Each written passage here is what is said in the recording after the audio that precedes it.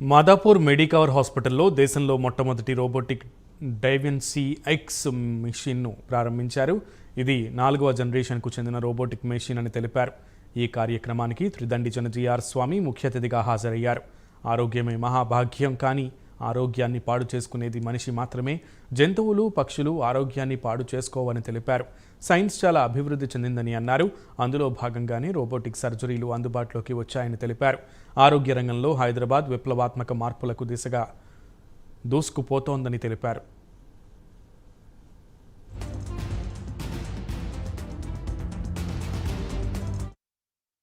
Surgery చేసేటప్పుడు 12 mm whole చేసి దాని లోపల నుంచి పైప్స్ పంపించి సర్జరీ చేసే విధానం ఉండేది.